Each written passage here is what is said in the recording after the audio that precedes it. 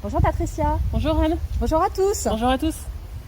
Alors c'est avec plaisir qu'on se retrouve pour cette chronique sur un thème donc qui va traiter des cartes, tarot, oracle comme support de pratiques spirituelles. Alors on en a un certain nombre devant nous. On va faire un peu comme on avait fait pour le pendule en fait, la vidéo numéro 45. Donc on vous propose de voir comment Patricia fait avec ces différents jeux et comment elle nous propose de les utiliser. Donc dans cette chronique, j'ai plein de questions à poser à Patricia. Je te les pose comme ça et puis tu verras comment tu y réponds. Donc tous ces jeux là, d'abord à quoi ça sert ? Comment on les utilise, dans quelles circonstances, avec quel objectif, comment on interprète les tirages, comment choisir son jeu aussi, ça c'est important. Est-ce qu'on peut faire un tirage pour quelqu'un d'autre ? Et puis, est-ce qu'il y a d'autres utilisations de ces jeux ? Ok, je te demanderai peut-être quelques questions sûr. à un moment donné. En fait, pour moi, chaque jeu a sa personnalité. En même temps, je vais en dire chaque jeu a sa conscience. Bon, après, vous avez l'habitude avec moi, je discute aussi avec mes jeux de cartes. Pour moi, quand on fait un tirage, ça dépend de là où on en est aussi dans son chemin d'apprentissage sur les oracles. Pour moi, c'est vraiment un outil, un support avec lequel ça nous permet d'avoir des messages, comme les différents signes qu'on peut avoir au quotidien, etc. Donc c'est vraiment un support qui va permettre soit d'avoir un message, soit aussi une action énergétique. Oui, alors... je sais que ça t'a posé une question quand je te l'ai dit tout à l'heure, juste avant la vidéo. Chaque carte a sa propre énergie, elle a son propre message, et donc on peut l'utiliser à un moment donné pour une énergie. Alors il y en a pour moi qui sont beaucoup plus, on le verra dans la vidéo, mais par exemple comme sur celui-là où ça s'appelle Guillaume. Je l'avais trouvé par hasard sur internet, quelqu'un qui avait canalisé, où c'est du coup des... Je vais essayer de m'approcher un petit peu plus pour que vous voyez. Voilà, c'est des symboles énergétiques qui sont dessus. Et donc du coup, cette forme-là a une énergie propre, et donc du coup, ça peut diffuser une certaine énergie. Et moi, chaque carte aura aussi sa conscience. Chaque jeu de cartes a sa conscience, et chaque carte a sa conscience. Et donc du coup, ça peut permettre de vraiment comme de faire un soin ou une action énergétique. D'accord. Alors, je précise quand même tout de suite que on va faire d'autres vidéos d'exercices pratiques.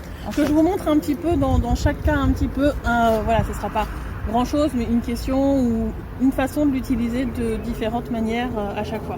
Donc il y a les actions énergétiques, un tirage un peu plus conventionnel avec une question, il y aura du coup la question pour la journée, la carte pour la journée éventuellement.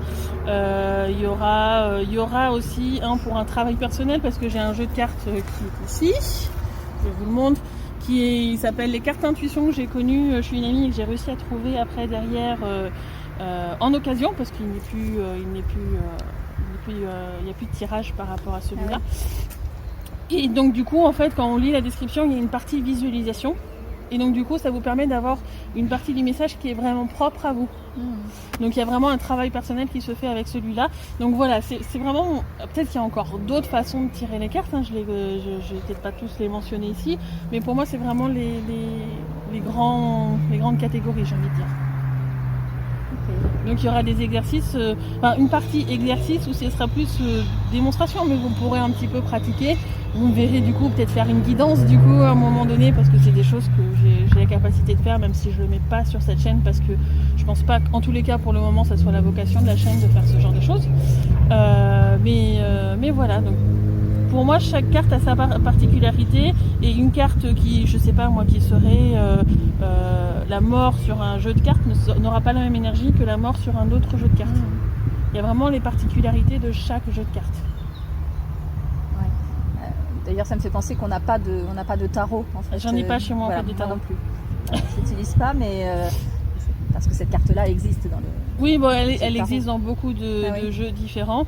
Mais oui, non, j'ai jamais ressenti le fait d'avoir un jeu de tarot pour un jeu de tarot, en fait. Et je trouve, moi qui aime pas trop les choses trop codifiées, que pour l'instant, en tous les cas, moi, ça me convenait pas, parce que justement, il y avait trop ce côté procédure. D'accord. Et que j'ai toujours préféré faire à l'intuition. Ouais. Mais c'est une façon, j'en connais qui qui font les cartes de tarot. Il y en a, ils utilisent que les arcanes majeures. Il y en a, ils utilisent toutes les cartes et qui font des très bons tirages avec ça. C'est juste que moi, ça me convient pas, donc je pourrais pas en parler. Ben justement, je vais rebondir là-dessus avant qu'on aille sur l'utilisation. Comment on choisit son jeu? Enfin, toi, Ouais, alors pour moi, c'est vraiment par intuition. C'est-à-dire que à un moment donné, ce jeu de cartes m'a intéressé. Celui-là, par exemple, c'était une pub qui était faite, je crois, sur Facebook à l'époque. Et j'ai vu 2-3 cartes. Et elles m'ont vraiment intéressée. J'ai été dessus. C'est quelqu'un qui avait canalisé ces images-là et qui en avait fait un jeu de cartes. Donc il ne se trouve pas dans les librairies classiques de cartes ou autre chose. Et moi, vraiment, ça m'a appelé à ce moment-là et ça correspondait à des actions que j'avais à faire à ce moment-là aussi. Donc du coup, ça m'a servi aussi pendant des soins que je faisais à des amis. À l'époque, c'était pas rémunéré parce que j'apprenais aussi les soins. Donc ça a été pour moi à ce moment-là le jeu de cartes qu'il fallait que je prenne. Je sais que tous les jeux de cartes, en fin de compte, à un moment donné, j'ai eu l'intuition de le prendre, de le voir en magasin ou autre. C'est celui qui m'a appelé. Et d'ailleurs, même quand c'est en magasin, je pourrais avoir trois jeux de cartes avec le même nom, etc. Mais ça sera un en particulier dans ces trois-là qu'il faudra que je prenne. À l'intuition, ce sera peut-être celui du milieu ou celui de droite. Toi, tu vois, il y en a un particulier qui, pour moi, en fin de compte, m'est destiné et qui aura les énergies pour travailler avec moi. Et si ça se fait par internet, comme du coup celui-là avec les cartes, normalement la personne de l'autre côté a un minimum d'intuition et elle doit m'envoyer en fin de compte celui qui est adapté à mes énergies.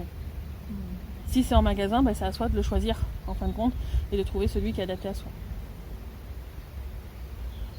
D'accord. Alors, dans les questions, il y avait comment faire un tirage pour quelqu'un d'autre. Donc, parce que toi, tu les utilises donc en soins énergétiques. Donc, effectivement, tu l'utilises pour ta clientèle. Moi, c'est vrai que les quelques oracles que j'ai, je les utilise pour moi-même. Et voilà, la question, c'est comment on fait pour l'utiliser, pour interpréter. Je les utilise peu pour ma clientèle, mais après, en soi, ça pourrait arriver. En fait, normalement, quand on fait un tirage pour quelqu'un d'autre, grosso modo, c'est un peu comme quand on fait un soin, on est connecté à ses guides, etc. Et on est connecté un peu à la partie subtile de cette personne. Et donc, du coup, on va demander un message pour cette personne. Et la façon dont on va interpréter les cartes va vraiment être par rapport à elle. C'est-à-dire que, par exemple, je vais en prendre une au hasard sur celui-là. C'est l'oracle des miroirs. Que je découvre. Voilà. Par exemple, sur celui-là, il y a des façons de faire des tirages qui sont présents dans le livret. Notamment, par exemple, si ça serait Anne, je pourrais faire A-N-N-E, donc 4 cartes, et que je pourrais mettre les unes derrière les autres, et les lignes les unes après les autres. Du coup, à chaque fois par rapport à 4, et ça supposait faire des choses par rapport à toi. Il y a des trucs, genre tirage en croix ou autre, qu'on peut voir aussi sur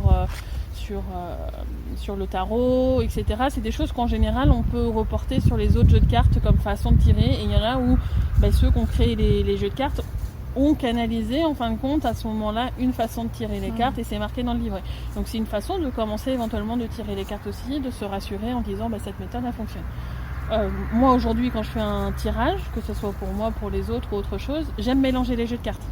Je vais ressentir les différents jeux de cartes qu'il faut que je prenne. Dans quelle heure je dois faire les tirages, je les bats, les cartes elles sautent ou elles tombent. Et puis du coup après derrière, les cartes sont un peu mélangées. Je sais que c'est celle-là, celle-là, celle-là. Et j'interprète les jeux de cartes ensemble en fait. Donc pour revenir aux jeux de cartes, donc là j'ai tiré, on va peut-être en prendre une autre. Parce qu'il y a des femmes un peu nues dessus. On voit pas, on est loin. On voit pas, on est loin, mais je vais la rapprocher pour... Alors là du coup ça sera l'échec, la carte qui est prise. Donc, sur un jeu de cartes où il y a un nom comme ici, on peut interpréter le côté échec. Donc, quelqu'un va avoir un échec, etc. Mais si on regarde la carte, je te la montre, il y a aussi un jeu d'échecs. Ouais. Donc, peut-être que ça peut avoir un côté tactique, comme le jeu d'échecs. On peut voir la tour, le cavalier, la reine qui est en grand. Peut-être que la reine qui est en grand signifie que vous allez devoir prendre le côté un petit peu dominant d'une situation pour pouvoir amener un côté tactique. C'est peut-être pas forcément le nom tel qu'on l'entend ici. il y a plein de façons d'interpréter en fin de compte un jeu de cartes. Peut-être que ce sera l'échec d'une situation, mais peut-être que ça peut amener autre chose en fonction du dessin qui est dessus. Et quand on interprète un jeu de cartes en divination ou autre, et ben, il faut se laisser porter par sa guidance en fin de compte, parce qu'il nous vient intuitivement, pour dire ah ben là j'ai ce coin-là dans la carte qui m'appelle. Peut-être que ça n'aura rien à voir avec le nom qui est marqué. Et du coup, bah, c'est ça qui pour moi aura une importance à ce moment-là. Donc en fin de compte, c'est toujours être à l'écoute de soi, encore une fois, pour essayer d'interpréter au mieux. C'est un support. D'accord. Alors on verra dans les exercices suivants, effectivement, tu nous donneras d'autres éléments d'interprétation. Moi, il m'est venu une question là, puisque tu parlais de les utiliser pendant des soins énergétiques. Est-ce qu'il y a une préparation particulière? Est-ce que tu les purifies, par exemple? Alors pour moi, chez moi, aussi bien les minéraux que les cartes, etc., elles ont des soins limite constants de toute façon. Donc, il faut faire une purification, comme pour le pendule. Mais là, vous prenez votre nom ou votre pendule pour vérifier. Vous demandez au jeu de cartes éventuellement s'il y a un soin en particulier qu'elle veut. Parce que ça pourrait très bien être à la lumière, ça pourrait être à côté d'une bouteille d'eau pour que l'eau aspire en fin de compte certaines choses. Ça peut être positionné à un endroit particulier dans votre maison parce qu'il y a des éléments particuliers, une cheminée ou je ne sais quoi. Ça peut être parce qu'il y a un courant souterrain. Elles ont aussi besoin de se recharger. Peut-être qu'elles auront besoin d'être à côté de minéraux à des moments. Mais peut-être que ça peut changer aussi ce genre de choses. Peut-être qu'ils vont dire ah oui, je veux bien, mais j'aurais plus besoin d'un côté sonore. Puis je sais pas, vous avez un bol tibétain. Ah bah oui, j'aimerais bien que tu joues un peu du bol. Mais encore une fois, l'idéal est de leur demander à elles ce qui leur convient. Ben oui. De même que du coup, il faut leur demander si elles veulent bien travailler avec nous. Oui. Oui, ok, bon. C'est pour ça que je te disais que quand je le choisis en magasin, ça sera peut-être celui du milieu et pas celui de droite. Parce que c'est celui qui est associé à mon chemin de vie. On a un bout de chemin à faire ensemble. Donc, est-ce que tu prêtes tes jeux, toi? Rarement. J'ai dû m'arrêter plus de fois, mais c'est rare. Ou alors c'est je suis présente, on a un truc de groupe, tu vois, etc. Et donc du coup, mais je suis présente en même temps. C'est encore une fois l'intuition. Parce que dans le subtil, en fait, je vais demander au jeu de cartes s'il accepte d'être prêté. D'accord, oui. C'est toujours une question de respect aussi envers, du coup, moi, le jeu de cartes qui a sa propre conscience. Et est-ce qu'il t'arrive de te séparer d'un jeu de cartes quand tu sens qu'il est plus adapté? Qu'est-ce que tu en fais? Je sais plus si c'est... Non, alors vu que j'utilise très peu en ce moment, ils sont plus forcément adaptés à ce que je fais en ce moment. Ça pourrait revenir. Pour l'instant, j'ai pas eu l'intuition de m'en séparer de certains. Je sais que pour certaines pierres que je peux avoir chez moi ou autre chose, j'ai ressenti le fait d'en donner ou d'en prêter pour être pareil en fait pour un jeu de cartes si je ressens la même chose. Ça m'est pas encore arrivé pour l'instant, mais en soi j'écarte pas cette idée, pourquoi pas. Pour moi c'est comme un bijou que je peux avoir ou des pierres ou autre. Si à un moment donné elles doivent accompagner quelqu'un d'autre tout en restant en fin de compte principalement par rapport à moi, parce qu'il y a des choses en subtil qui se font par rapport à ça, dans ce cas-là, je prêterai ou je donnerai sans aucun souci. J'ai même des jeux de cartes, là je ne l'ai pas fait, mais ça correspond un peu à les cartes intuition, où il y a un côté chant dessus, où du coup c'est écrit dans des langages autres, phonétiquement, et la personne chante pour se faire un soin aussi. Et ça m'est arrivé, celui-là peut-être une fois je crois que je l'ai prêté. Mais voilà, il y a plein de jeux de cartes différents, il y a chacun de faire en fonction de son ressenti et du coup intérieurement aussi de poser la question au jeu de cartes pour savoir si c'est bien pour lui aussi, parce que lui aussi il a son évolution. Très bien, c'était bien de nous remettre tous ces éléments en tête. Est-ce que tu veux ajouter quelque chose sur cette présentation un peu générale?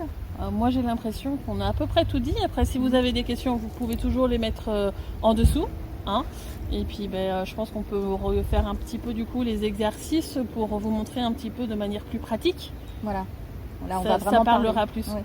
On va vraiment voir les utilisations et puis des interprétations aussi telles que toi tu les proposes. Très bien, et place aux exercices alors.